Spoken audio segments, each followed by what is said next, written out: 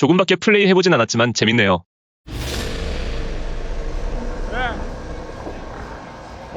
악마의 게임이라고 불릴 만큼 강한 중독성으로 유명한 게임이 있습니다. 그건 바로 운명하셨습니다. 운명 5죠. 저는 오늘 이 개꿀잼 게임을 예시로 베스트셀러 GD의 힘을 설명드려 볼까 합니다. 저는 한 번도 안 해봤는데요. 저도 안 해봤어요. 네? 걱정 마십시오. 문명 5만 10년 차인 친구를 데리고 플레이해본 적 없는 분도 이해가 쏙쏙 되게끔 설명해드려 볼 테니까 저만 믿고 따라와 보시죠. 컴온!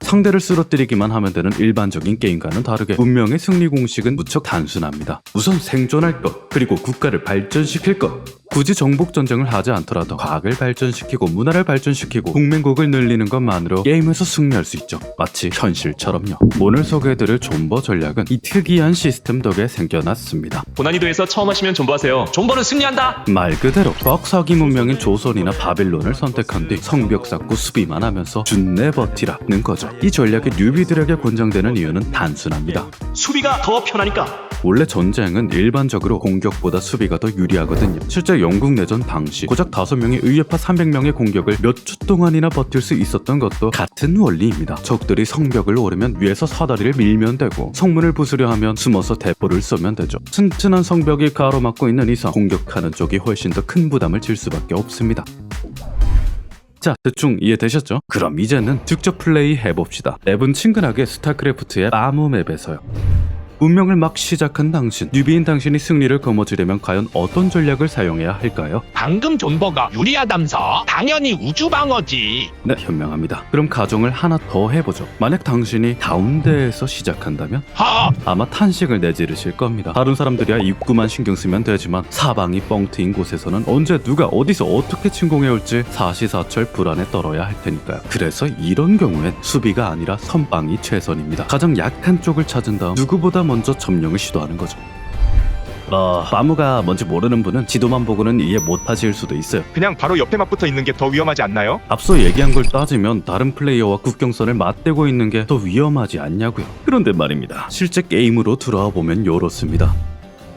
해당 타일로는 이동할 수 없습니다. 옆 나라에서 여기로 쳐들어오려 해도 산에 막히고 강에 막혀서 지리에 막혀서 이동할 수가 없어요. 지리네요. 현실도 마찬가지입니다. 전 세계 인구수 1, 2위를 다투는 중국과 인도는 국경을 길게 마주하고 있어서 겁나게 부딪혀 왔을 것만 같지만 실제로 그런 것 치고는 문화 공통점도 적고 분쟁도 적었죠. 이유는 간단합니다. 두 나라 사이엔 거대한 자연성벽 히말라야가 있었으니까. 자, 이제 본론에 들어가 봅시다. 지금 보고 계신 곳은 유럽. 지도로 볼 때는 다른 곳들과 별 차이가 없어 보이지만요. 실제로는 이렇습니다. 어때요? 서쪽 끝 프랑스 해안로부터 베를린과 바르샤바를 관통해 모스크바까지 일직선으로 난 거대한 평야가 보이십니까? 네, 교과서에서 절대 알려주지 않던 유럽 역사의 비밀, 그게 바로 북유럽 평원입니다. 이 거대한 공간에는 바다도 없고 강산도 없습니다. 말 그대로 대평원, 마땅한 지형지물 없이 적들을 마주하는 이 평원에선 공격자는 언제 어디를 찌를지 선택할 수 있지만 방어자는 텅 빈 공간 모두를 신경 써야 합니다. 앞서 설명해드린 나무맵 한가운데처럼요. 따라서 이 위에 자리 잡은 국가들은 본능적으로 공격에 집착하게 되었습니다. 우리는 수비에 불리하네. 몰랐더라도 금방 알았을 거예요. 진짜 그렇더라. 이는 유럽사의 주요 내용을 떠올려보시면 알 수 있습니다. 맨날 얻어터지는 이미지의 귀여운 폴란드는 17세기 초 윙드 후사르를 앞세워 무려 모스크바까지 점령하고 차르를 갈아쳤습니다. 100년 후 러시아는 대북방 전쟁으로 스웨덴과 폴란드에게 복수하며 발퇴를 차지했고 그 뒤 나폴레옹이 60만 대군을 이끌고 모스크바를 공략하다 패배했습니다. 통일 프로이센은 보불 전쟁 끝에 파리를 점령하고 제국을 선포했으며 1차 세계대전에서는 프랑스와 러시아를 동시에 상대했다가 패배했고 2차 세계대전에서는 프랑스를 이기고 러시아를 상대하다 패배했습니다. 이제 보니 유럽의 주요 전쟁 다수가 북유럽 평원 맵 위에서 일어나고 있네요. 독일이 무려 2번이나 국토 양쪽 끝에서 당대의 최강국들과 양면 전쟁을 벌인 것 역시 전쟁광 사이코패스라 그런 게 아니라 북유럽 평원의 한복판에 있었기 때문입니다. 독일은 선천적으로 포위되어 있다. 는 국제정치학의 격언이 이를 잘 말해주죠. 사방이 뻥 뚫린 맵은 지리의 힘으로 공격엔 버프가 방어엔 디버프가 걸리니까요. 자, 그럼 이제 노받고 갔던 러시아가 새롭게 보이실 겁니다. 북유럽 평원 동쪽 끝에 본진을 설치한 이 나라는 수도 방어전을 수없이 치러냈습니다. 평균 33년에 한 번꼴로요. 그만 좀 와. 러시아는 수도가 털리는 상황을 병적으로 두려워했습니다. 이 맵 위에 있는 한 방어 측은 언제나 큰 희생을 치러야 하거든요. 아까 말씀드렸죠. 평야에선 공격이 최선의 방어. 냉전 시기 러시아는 동유럽 공산화의 가용 국력 대부분을 투사했고 그 결과 모스크바로부터 국경 라인을 멀리 밀어내는 데 성공했죠. 서독과 프랑스는 라인이 코앞까지 밀리자 미국과 함께 최후의 결전을 준비했고 그때 결성된 팀이 지금의 나토가 되었습니다. 결국 한타 전에 체력이 소진된 소련이 항복을 하긴 했지만요.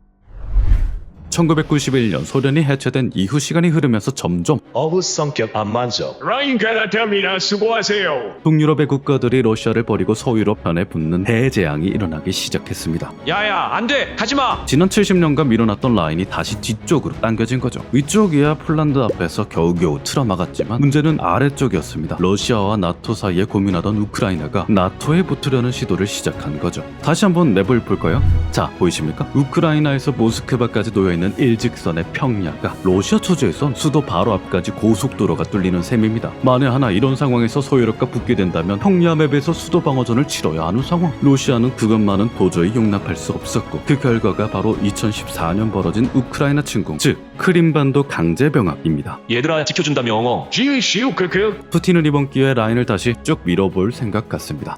자, 어떻습니까? 그동안은 러시아가 막연히 쌈박질 좋아하는 전쟁광인 줄만 알았는데 이렇게 보니 선빵 맞을까봐 쩔쩔매는 고슴도치 같지 않나요? 자, 각설하고 오늘의 최 팀 마샬의 지리의 힘입니다. 지리는 국가와 민족에게 일종의 수저와도 같습니다. 단지 그곳에 태어났다는 이유만으로 누군가는 금수저를 물고 떵떵거리며 누군가는 흙수저를 물고 괴로워하죠. 지리는 언제나 그렇게 인류의 운명을 결정지어 왔습니다. 그러나 재밌게도 오늘의 책 지리의 힘을 펼쳐보시면 유난히 하지만과 그럼에도 같은 표현이 잦다는 걸 알 수 있을 겁니다. 우리는 아직도 지리에 무력하지만 어쩌면 앞으로도 인류가 지리를 정복하는 일이 없을지도 모르지만 그럼에도 우리는 우리만의 방식으로 태생적 한계를 극복해내려 하죠. 멀리 볼 것도 없이 국토 70%가 산악지형이라 늘 굶주리기만 했던 흙수저 커리한 그 한계를 기어코 뛰어넘었던 것처럼요. 지리의 힘은 말 그대로 단순 지리의 영향력이 얼마나 짱짱센가를 설명하는 책이지만 직접 펼쳐보시게 되면 그럼에도 불구하고 그 뒤편에서 고색의 발버둥 좋은 위대한 저항을 느끼게 되실 겁니다. 허름한 뗏목부터 웅장한 로켓까지 정해진 운명과 한계를 극복하기 위해 지리의 힘에 아득바득 버티고 맞서온 인간의 힘을